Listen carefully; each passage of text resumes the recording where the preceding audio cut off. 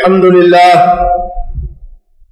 لله كلما حمده حامد وأشهد أن لا إله إلا الله كلما شهد له شاهد وأشهد أن سيدنا ونبينا محمدا عبده ورسوله أما بعد وقد قال الله تعالى في كتابه الكريم إن عدة شهور عند الله 12 شهرا في كتاب الله يوم خلق السماوات والأرض منها 4 حرم وقال تعالى الحج أشهر معلومات.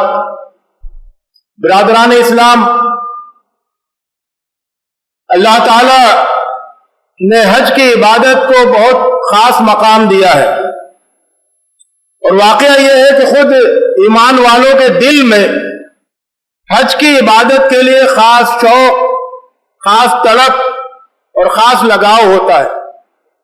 اللہ تعالیٰ نے حج کی عبادت کو اتنا خصوصی مقام دیا اور اس کے ساتھ اتنا اہتمام برتا کہ حج تو اصل میں چند روز کا ہوتا ہے ذوالحجہ کے مہینے میں، جو 8 ذوالحجہ سے شروع ہوتا ہے اور 13 ذوالحجہ تک مکمل ہو جاتا ہے. لیکن اللہ تعالیٰ نے اس کے لیے 3 مہینوں کو حج کا مہینہ قرار دیا، یعنی اسے کئی مہینوں میں پھیلا دیا. الحج اشہر معلومات، مفسرین کے مطابق شوال، ذیقعد اور ذوالحجہ تینوں مہینے یہ حج کے مہینے ہیں، کیونکہ جب رمضان مکمل ہوتا ہے تو اس کے بعد پھر حج کی تیاری شروع ہو جاتی ہے. لوگ حج کی نیت کرتے ہیں، حج کی تیاری کرتے ہیں، حج کے لیے نکل پڑتے ہیں.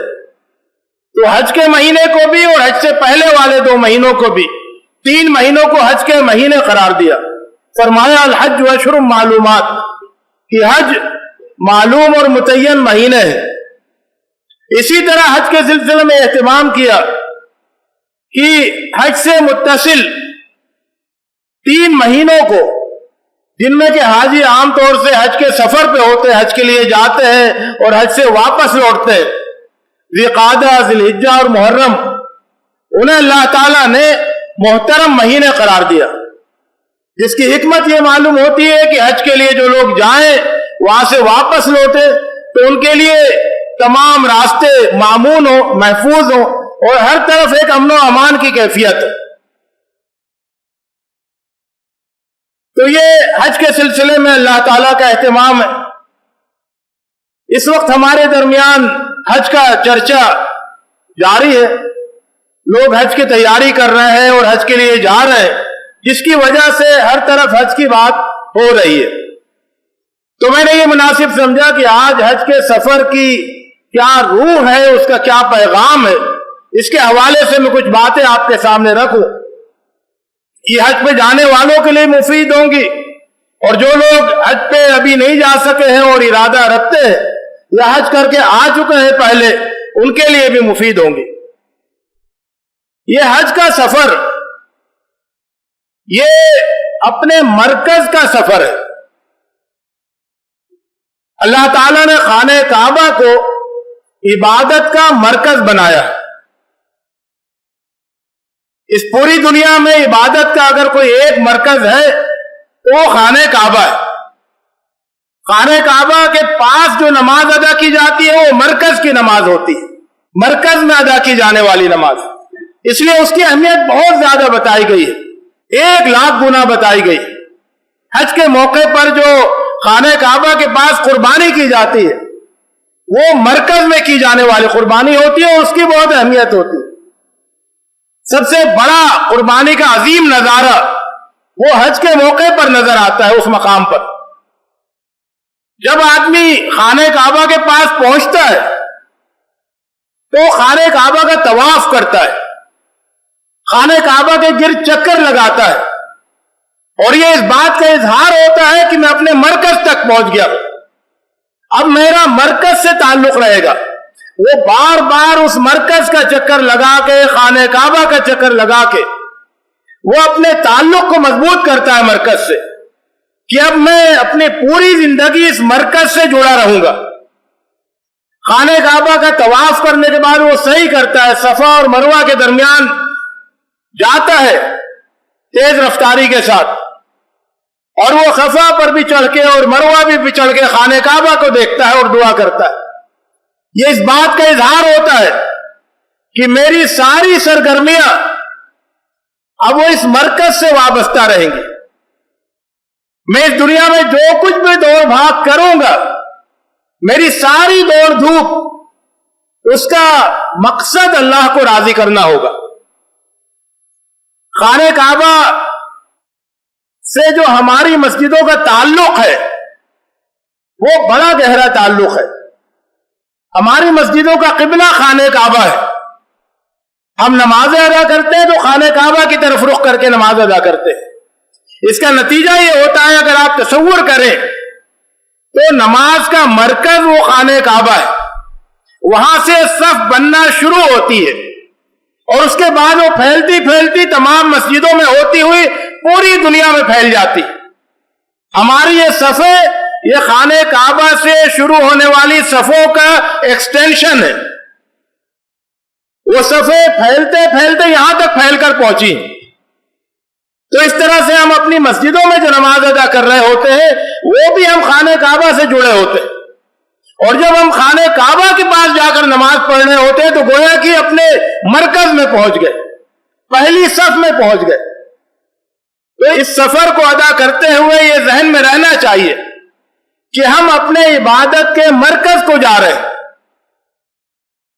اور اس طرح سے ہم اپنی عبادت کو اور زیادہ مضبوط کر رہے ہیں, زیادہ بہتر طریقے سے عبادت انجام دینے کا عہد کرتے ہیں.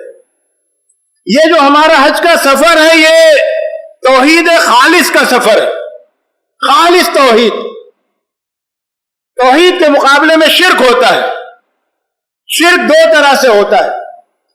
ایک یہ ہے کہ اللہ کے ساتھ دوسروں کو شریک ٹھہرا لیا جائے اور ان کی عبادت کی جائے, اور ایک شرک کی قسم یہ ہوتی ہے جو دنیا میں بہت زیادہ عام ہے اور ہمارے ملک میں بھی, وہ یہ کہ اللہ کو دوسرے پیکروں میں تصور کیا جائے. مورتی بنا کر اس میں اللہ کو تصور کیا جائے, کسی دوسری مخلوق میں اللہ کو تصور کیا جائے, اللہ کے مجسمے بنائے جائے یا مجسمے بنا کر اس میں اللہ کو تصور کیا جائے. یہ بھی شرک کی قسم ہے. یہ جو حج کا سفر ہوتا ہے اس میں انسان اس نیت سے نکلتا ہے کہ اللہ کے قریب جا رہا ہے, اللہ کے گھر تک پہنچ جاتا ہے, ایک ایسی عمارت تک پہنچتا ہے جسے اللہ نے اسے اپنا گھر قرار دیا. لیکن اس پورے سفر میں کہیں اسے کوئی مجسمہ نظر نہیں آتا ہے, کوئی پیکر نظر نہیں آتا ہے. وہ مینا کے میدان میں جاتا ہے, وہاں بھی اللہ کی عبادت کرتا ہے بغیر کسی مجسمے اور مورت کے. وہ عرفات کے میدان میں جاتا ہے, وہاں بھی اللہ کے آگے ہاتھ پھیلایا ہوتا ہے, لیکن وہاں بھی کوئی مجسمہ اور مورت نہیں ہوتی. وہ مزدلفہ جاتا ہے, وہ خانہ کعبہ کے پاس پہنچتا ہے, وہ صحیح کرتا ہے, کہیں پر بھی اس کو کوئی مجسمہ کوئی صورت اس کے پیش نظر نہیں ہوتی, اس کے سامنے نہیں ہوتی. ہر جگہ وہ صرف اس اللہ کا تصور کرتا ہے لیس کمثلہ شیء, جس کے جیسا کوئی نہیں ہے. وہ پیکر میں آ ہی نہیں سکتا ہے, پیکر اس کو زیب ہی نہیں دیتا ہے, اس کی شان کے خلاف ہے. تو اس طرح سے ایک توحید خالص کا سفر ہوتا ہے جس میں اللہ کو راضی کرنے کے لیے, اللہ سے تعلق جوڑنے کے لیے انسان اتنا لمبا سفر کرتا ہے, اللہ کے گھر تک پہنچ جاتا ہے, لیکن اللہ کے سلسلے میں جو اس کا تصور ہوتا ہے ہر پیکر سے ہر تصویر سے ماورا, یہ تصور اس کے سامنے باقی رہتا ہے, اس میں کوئی آنچ نہیں آتی. یہ جو حج کا سفر ہے یہ ہماری دنیا کی زندگی کے سفر سے مماثلت رکھتا ہے. یہ سفر مادی وسائل چاہتا ہے, مادی وسائل کے ساتھ یہ سفر کیا جاتا ہے, لیکن اس کا مقصد روحانی ہوتا ہے. آپ پیسے جمع کرتے ہیں, آپ سواری کا استعمال کرتے ہیں, آپ وہاں پر رہنے کا بھی انتظام کرتے ہیں, آپ وہاں کھانے پینے کا انتظام کرتے ہیں. یہ سارے مادی ضرورتیں ہیں, ان سارے مادی وسائل کا استعمال کر کے آپ وہاں پہنچتے. لیکن یہ مادی وسائل یہ وسائل ہوتے ہیں. مقصد کیا ہوتا ہے؟ مقصد یہ ہوتا ہے کہ اللہ کو راضی کرنا, اللہ کو خوش کرنا, اللہ کا ذکر کرنا. تو یہ مقصد روحانی ہوتا ہے. اس مقصد کے حصول کے لیے مادی وسائل استعمال کیے جاتے ہیں. اس دنیا کی زندگی میں بھی ہم یہی کرتے ہیں, اور ہمیں یہی کرنا چاہیے کہ اس دنیا کی زندگی گزارنے کے لیے جو وسائل ہیں وہ سب مادی ہے. ہمیں کھانا ہے, پینا ہے, اس کے لیے کمانا ہے, گھر میں رہنا ہے, اس کے لیے گھر بنانا ہے, اس کے لیے کمانا ہے. یہ سب مادی وسائل ہے.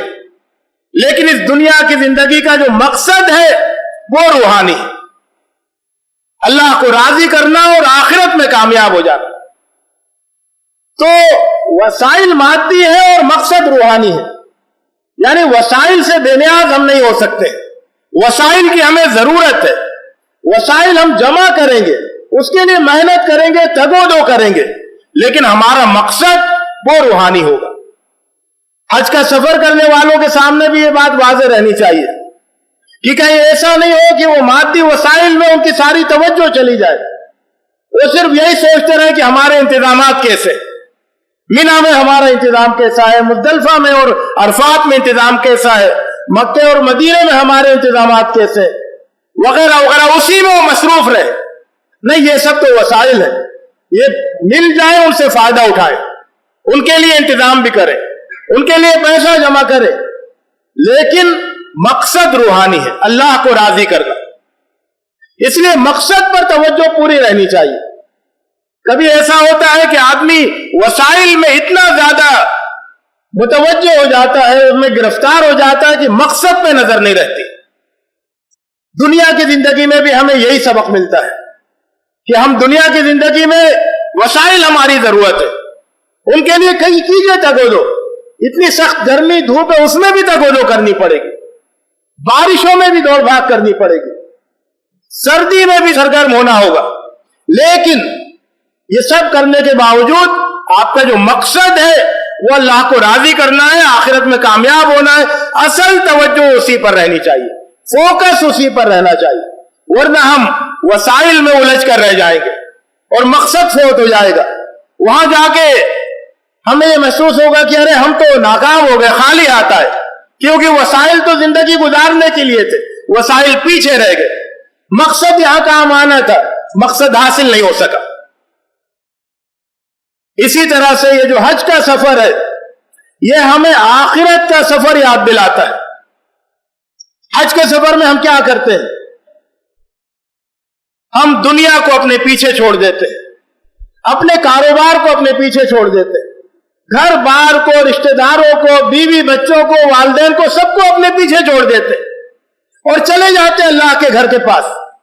سب پیچھے چھوڑ کر اللہ کے حضور کھڑے ہوتے کہ ہم سب کچھ اپنے پیچھے چھوڑ آئے, ہم تجھ سے قریب ہونے کے لیے تیرے پاس آ گئے. حج کے وقت میں جو احرام کے ہمارے کپڑے ہوتے ہیں وہ بھی ہمارے کفن کے کپڑوں سے ملتے جلتے ہوتے ہیں. عرفات کے میدان میں ایسا لگتا ہے کہ جیسے سارے مردے اپنے کفن کے ساتھ کھڑے ہو گئے ہو. ایک آخرت کا, ایک حشر کے میدان کا منظر ہوتا ہے جس میں سب گڑ گڑا کے معافی مانگ رہے ہوتے ہیں اپنے گناہوں کو یاد کر کر کے. وہاں آدمی یاد کرتا ہے کہ میں نے کیا کیا اب تک اللہ کے سامنے پیش کرنے کے لیے, اپنے کن کاموں کے ساتھ اللہ کے سامنے حوالہ دوں کہ مجھے معاف کر دے, میری دعائیں قبول کر لے. تو اس وقت وہ یاد کرتا ہے تو کسی کو کچھ یاد آتا ہے اور کسی کو کچھ یاد نہیں آتا ہے. آخرت میں بھی تو یہی ہوگا. ہم اس دنیا کو اپنے پیچھے چھوڑ کر, بال بچوں کو اور سارے ساز و سامان کو سب کو پیچھے چھوڑ کر اللہ کے حضور جا پہنچیں گے. وہاں اللہ کے سامنے گڑ گڑا رہے ہوں گے. اس وقت ہمیں یاد آ رہا ہوگا کہ ہم نے پیچھے کچھ لے کے آئے کہ نہیں اپنے ساتھ, پچھلی زندگی میں کچھ کیا کہ نہیں ہم نے اپنے لیے, جسے ہم یہاں پیش کر سکے, جس کی بنیاد پر ہم اپنی مانگ رکھ سکے.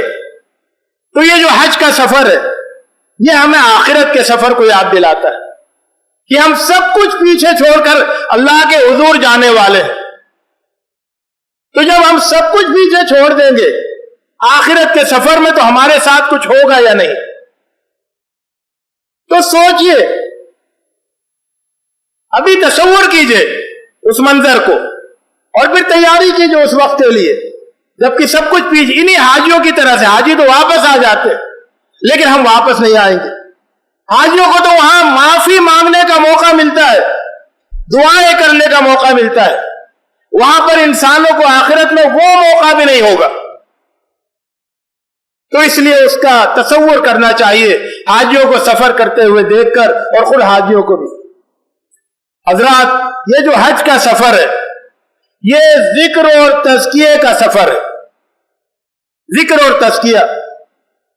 ذکر اللہ سے اپنے تعلق کو جوڑنے کا سب سے مضبوط ذریعہ ہے.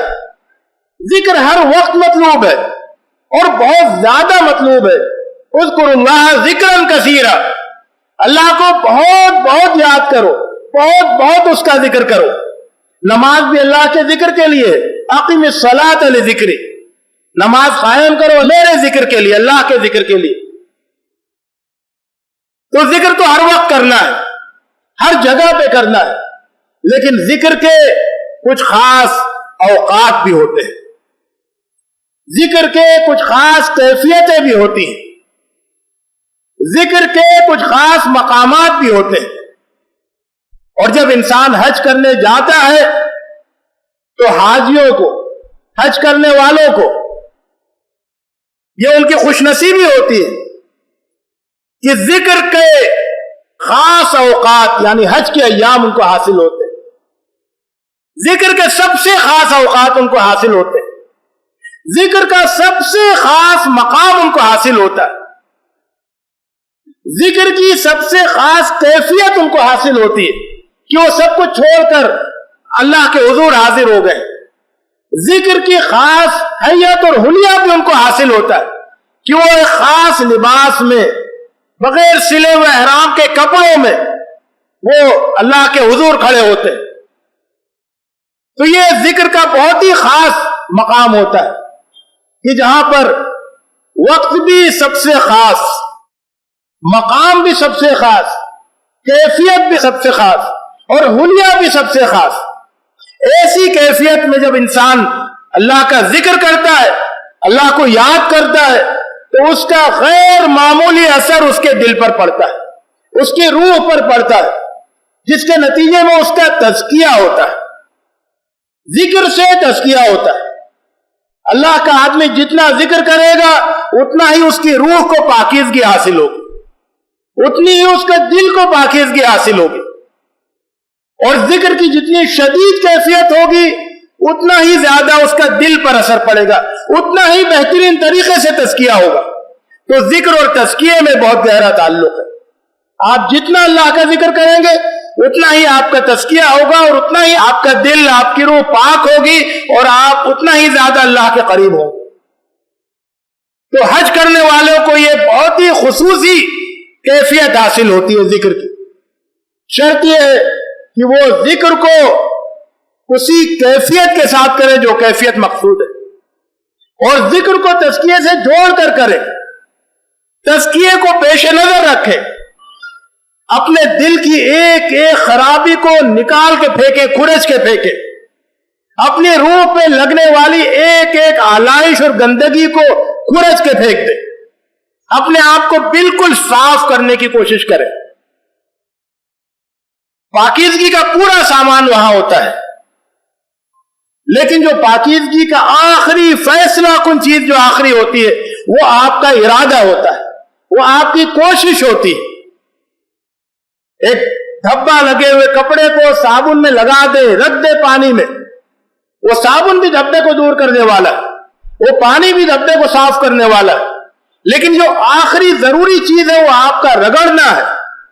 اگر آپ نے نہیں رگڑا تو پھر صابن بھی وہیں رہ جائے گا اور دھبا بھی وہیں رہ جائے گا. تو یہ جو پوری کیفیت آدمی کو حاصل ہوئی ہے کہ خاص مقام پر پہنچا ہے، خاص کیفیت میں، خاص حلیے میں، خاص وقت اور دنوں میں، ایسے میں اس کی بھی ذمہ داری بنتی ہے کہ وہ کھرچے وہ رگڑے اور اپنی پوری روح کو, اپنے وجود کو صاف ستھرا کر دے, تاکہ وہ بشارت, وہ خوشخبری اس کے اوپر صادق آ جائے کہ اللہ کے رسول صلی اللہ علیہ وسلم فرمایا کہ وہ اس طرح سے لوٹے گا اپنے گھر, رجع کمن ولدت امہ, کہ جیسے کہ ابھی وہ پیدا ہوا ہے. ایک پیدا ہونے والا بچہ جس طرح گناہوں سے بالکل صاف ہوتا ہے, گویا کہ اسی طرح سے وہ بالکل گناہوں سے صاف ہے. تو یہ ذکر اور یہ تزکیہ, اس کا زبردست اہتمام وہاں بھی ہونا چاہیے اور ان کو یاد کر کے ہمیں بھی کرنا چاہیے. میرے دوستو, میرے بزرگوں, خانہ کعبہ کے پاس پہنچ کر وہاں کے مناظر ہمیں کچھ بڑے پیغام دیتے. ایک پیغام یہ ہے کہ وہاں پر سارے لوگ, پوری دنیا کے آنے والے لوگ, وہ سب بالکل ایک جیسے ہو جاتے ہیں, سب احرام باندھے ہوئے اور کچھ نہیں پتا کون کس فرقے سے تعلق رکھتا ہے, کون کس مسلک سے تعلق رکھتا ہے, کون کس ذات اور برادری سے تعلق رکھتا ہے, کون شخص کون سی زبان بولنے والا ہے, کون شخص کس علاقے سے تعلق رکھتا ہے, کس شخص کا کیا بیک گراؤنڈ ہے, کچھ نہیں فرق معلوم ہوتا. سارے فرق مٹ جاتے ہیں. ایک چیز سامنے رہتی ہے کہ امت مسلمہ یہ اللہ سے محبت کرنے والے اور اللہ کو راضی کرنے کی کوشش کرنے والے انسانوں کا مجموعہ ہے. سارے فرق مٹ جاتے ہیں. تو وہ فرق جو آپ اپنی آنکھوں کے سامنے مٹے ہوئے دیکھیں, ان کو اپنے دلوں سے بھی مٹا دیں. آپ وہاں پر فرق مٹا ہوا دیکھیں گے, ہر طرف طواف کریں گے وہاں بھی کوئی فرق نظر نہیں آئے گا, صحیح کریں گے وہاں بھی کوئی فرق نظر نہیں آئے گا, عرفات اور مزدلفہ اور منی کے میدانوں میں بھی کوئی فرق نظر نہیں آئے گا. تو کہیں کوئی فرق نظر نہیں آئے گا. تو یہ جو آپ منظر دیکھیں, اس منظر کو اپنے دل میں بسا لیں. آپ کے دل میں بھی جو بھی فرق ہے انسانوں کے تعلق سے, اہل اسلام کے تعلق سے, وہ سب مٹ جانا چاہیے کہ اہل اسلام ایک امت ہے. ان کے بیچ میں کوئی فرق نہیں ہونا چاہیے, کوئی دیواریں کھڑی نہیں ہونی چاہیے. اور یہ پیغام لے کر آپ واپس آئے. یہ پیغام آپ یہاں لوگوں کے درمیان عام کریں. خانہ کعبہ کے پاس مسجد حرام میں جب آپ نماز پڑھیں گے تو آپ دیکھیں گے کہ ایک امام کے پیچھے پوری امت نے نماز پڑھی ہے. سب جگہ کے لوگوں نے آ کے نماز پڑھی. امام نے اپنے مسلک کے مطابق نماز پڑھی, نمازیوں نے اپنے اپنے مسلک کے مطابق نماز پڑھی, لیکن کسی کے نماز میں کوئی ٹکراؤ نہیں ہوا, کہیں کوئی کنفلکٹ نہیں ہوا. سب نے بالکل اپنے اپنے طریقے کے مطابق نماز پڑھ لی. اس کا مطلب یہ ہوا جو نماز ہم پڑھتے ہیں وہ نماز پوری امت کی ایک نماز ہے. اس نماز پر پوری امت کا اتفاق ہو سکتا ہے اور وہ نماز امت میں اتحاد و اتفاق کی بنیاد بن سکتی ہے. یہاں پر جو ہم نے مسجدیں بانٹ لی ہیں تو یہاں اس کا احساس نہیں ہوتا. یہاں لگتا ہے کہ ہماری اور دوسروں کی نمازوں میں بڑا بڑا فرق ہے. لیکن جب ہم خانہ کعبہ کے گرد کھڑے ہو کے نماز پڑھتے ہیں تو معلوم ہوتا ہے کہ نہیں, ہم سب کی تو نماز ایک جیسی ہے, کوئی قابل لحاظ فرق نہیں ہے. تو پھر وہ جو ایک جیسی نماز ہے, اس ایک جیسی نماز کو جو ہم سب ایک جیسی نماز پڑھتے ہیں, اسے اتحاد و اتفاق کی بنیاد ہو جانا چاہیے. اس کی بنیاد پر امت میں مضبوطی آئے, اتحاد و اتفاق کو قوت ملے. حضرات, خانہ کعبہ میں جا کے آپ دیکھیں گے کہ وہاں پر ایک پاکیزگی نظر آتی ہے, توحید خالص, پاکیزہ دین, خالص دین. وہاں پر آپ کو کوئی دین کے نام پر پیسے کا کاروبار نظر نہیں آئے گا. وہاں کوئی آپ سے نذرانے وصول کرنے کے لیے نہیں بیٹھا ہوگا. وہاں خانہ کعبہ کے پاس کوئی سجادہ نشین نہیں ہوگا, کوئی خدا کے نام پر پیسے وصول کرنے والا نہیں ہوگا. یہ دین خالص ہے جس میں کاروبار کا, مالی کاروبار کا, دولت کے کاروبار کا کوئی شائبہ بھی نہیں پایا جاتا. اور یہ اسلام کی روح ہے. اسلام ایسا ہی ہے. جب اللہ کے دین میں ملاوٹیں ہوتی ہیں تو ایک بڑی ملاوٹ یہ بھی شامل ہو جاتی ہے کہ وہاں پیسے کا کاروبار شروع ہو جاتا ہے. اور یہ پیسے کا کاروبار آپ کو بہت سی جگہوں پر دکھے گا، جہاں جہاں مذہب میں انحراف پایا جائے گا وہاں پیسوں کا کاروبار دکھے گا۔ لیکن جب آپ خانہ کعبہ کے پاس جائیں گے تو وہاں دیکھیں گے کہ وہاں تو صرف طواف ہو رہا ہے، وہاں صرف صحیح ہو رہی ہے، وہاں کوئی ایسا کاروبار نہیں۔ یہ دین خالص ہے، وہ دین خالص جو ساری مادی منفعتوں سے، مادی مصلحتوں سے، مادی مفادات سے اور دین کے نام پر تجارت سے بالکل پاک ہے۔ یہ دین کی جو صحیح تصویر ہے وہ وہاں سے پوری دنیا میں عام ہونی چاہیے۔ آخری بات یہ ہے کہ جو لوگ اللہ تعالیٰ نے جنہیں حج کرنے کا موقع دیا، جنہیں حج کرنے کی سعادت بخشی ہے، وہ یہ ارادہ کر کے جائیں کہ وہ وہاں پر پوری پاکیزگی حاصل کریں گے، وہ وہاں سے روشنی حاصل کریں گے، وہ وہاں سے دین کا پیغام حاصل کریں گے، اور وہ وہاں سے خانہ کعبہ کے سفیر بن کر، اللہ کے سفیر بن کر وہ یہاں پر آئیں گے۔ وہ جو روشنی انہوں نے وہاں دیکھی ہے، وہ دین خالص وہاں انہوں نے دیکھا ہے، وہ جو انہوں نے پاکیزگی وہاں اور طہارت وہاں دیکھی ہے، اس کو پھر وہ پوری دنیا میں عام کریں گے۔ تو جو حج کرنے جائیں، جب وہ حج کر کے واپس آئیں تو ایک بدلے ہوئے انسان ہونے چاہیے، وہ صالح اور مصلح بن کر واپس آئے، وہ پاکیزہ اور پاکیزگی پھیلانے والے، طہارت کو عام کرنے والے اور روشنی کے علمبردار اور روشنی کو پھیلانے والے بن کر آئے۔ اللہ تعالیٰ ان سب لوگوں کے سفر کو قبول فرمائے جنہیں اس مرتبہ اس نے توفیق عطا کی، جنہیں اس مرتبہ توفیق نہیں ملی ہے اور آئندہ کا ارادہ رکھتے ہیں، اللہ تعالیٰ ان کے ارادے قبول فرمائے، انہیں بھی آئندہ توفیق دے۔ جن لوگوں نے اس سے پہلے حج کیے ہیں ان کے حج بھی قبول فرمائے اور انہیں بھی اپنا عظیم کردار ادا کرنے کی توفیق عطا فرمائے۔ وآخر دعوانا الحمد للہ رب العالمین۔ اقول قولی هذا واستغفر اللہ لی ولکم اجمعین واستغفروه انه هو الغفور الرحیم۔